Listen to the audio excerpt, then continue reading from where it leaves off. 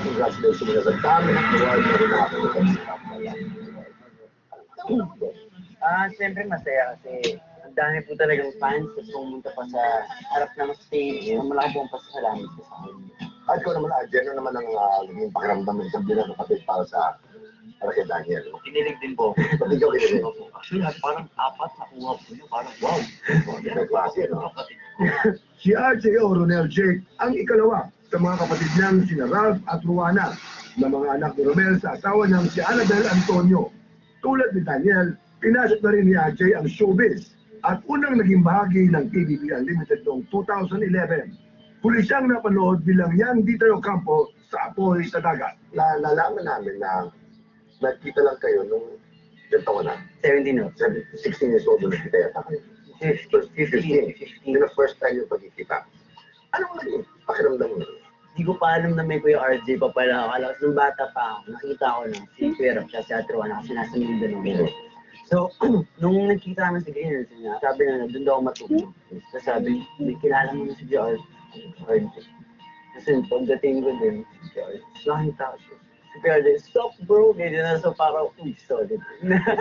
Pero love. Na-excite ka ba nung mga panahon na makikita mo na siya? Opo, actually, nag-text ako ng kuya ko bago siya makarating sa bahay. Sabi ni Kuya sa akin, Tol, meron kami surprise sa'yo. Akala ko, PS3 game.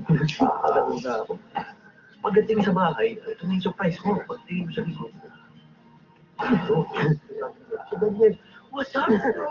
Alam, may lukso ba yan? May puso mo, tinatawag na kapatid ko nga. Yung feeling ko, totoo yun. Totoo talaga. Kasi hindi ko pa nang sila Kuya RJ, never pa. Pero nakikita kami, nagulat kami, pare-pareho kami ng ugali. Kailan mo nalaman na meron kapatid na Daniel? Matagal na po eh. Since high school pa po ako na nababanggit ako sa akin ni Papa. Diba? Hindi galit, nagtampo. Hindi po eh. Actually, mas natuwa po ako eh. Okay. Kasi parang mas masaya ako pag mas marami. Naintindihan kita.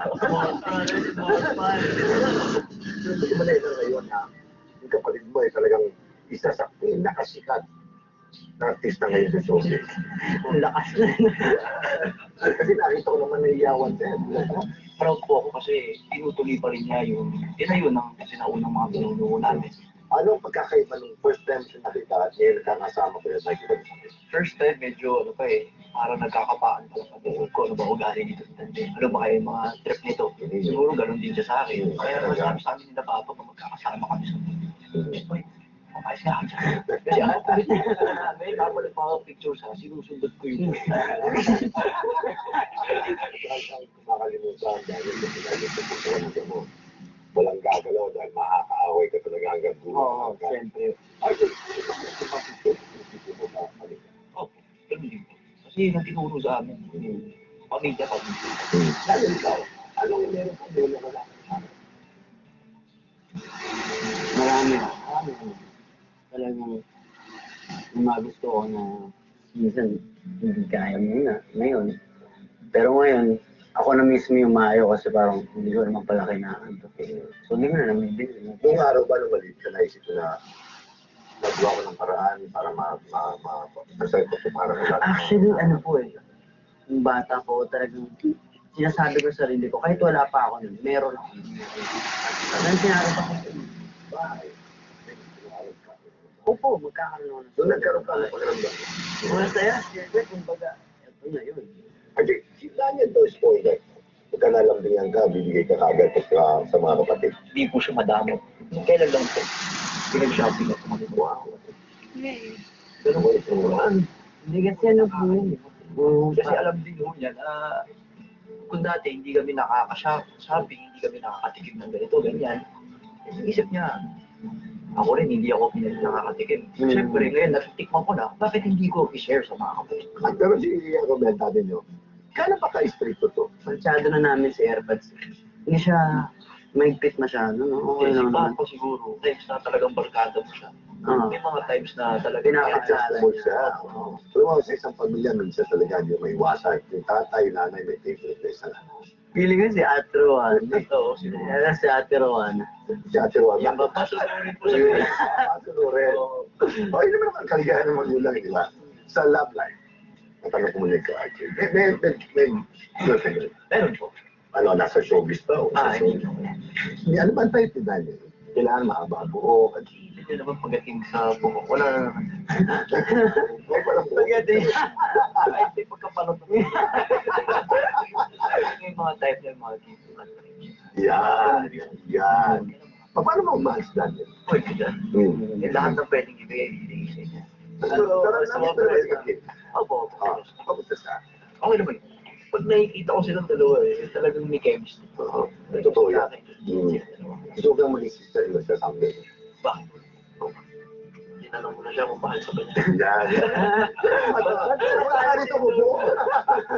Si Direk Dado daw may sinabi na sa Must Be Loved na kahit daw ang pamilya hindi buhay, hindi nangangalaga masisira pa sa tao. Naniwala ko doon natin. Kasi nag-heart to heart ng kami. Parang hindi naman kasi, hindi porket wala kang airpods o kaya wala kang airmats, ibig sabihin magre-rebelde ka na.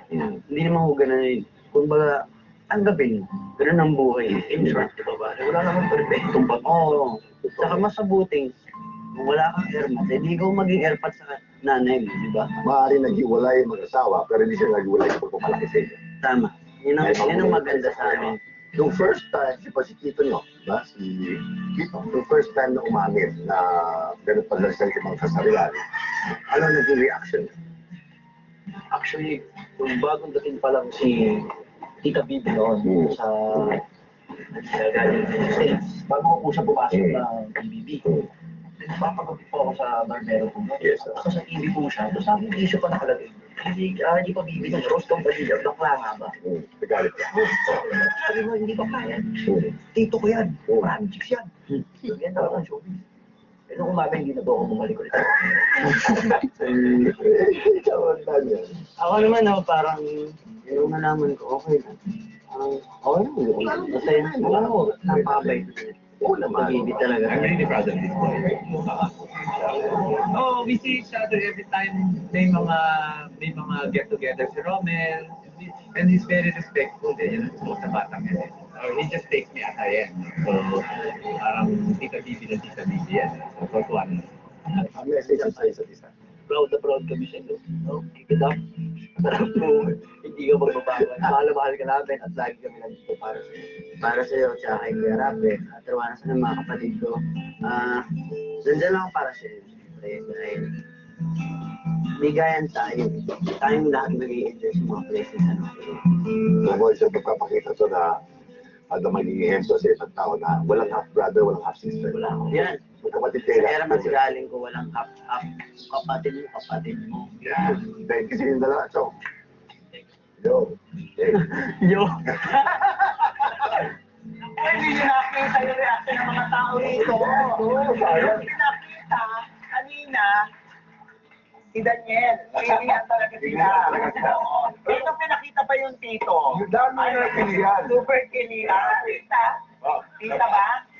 Parang Tita. tita eh. Tita na ngayon, ako may ulit pumili, no? Tita ko yan kaya. Hindi naman ako nasabi. Pero maganda nito kay Daniel na pagkausap mo siya, parang ano na yung mature na kind of thinking niya. Ang reason niya iba. Parang congratulations kay Carla kasi napalaki niya na matalino yung bata. At saka mabait, napakabait. Saka alam mo kapanggol, no? Bata pa siya, winelcome niya na yung kanyang sitwasyon sa buhay na meron ako mga kapatid sa iba. Correct. Sa nanay at meron din sa kapatid sa ama. That is why the truth should never be hidden from your children. No Right. matter what the situation is. You have to tell them, you have to give credit to our children. Nakatalino sila at maiintindihan sila. So, sharing them the truth is the first step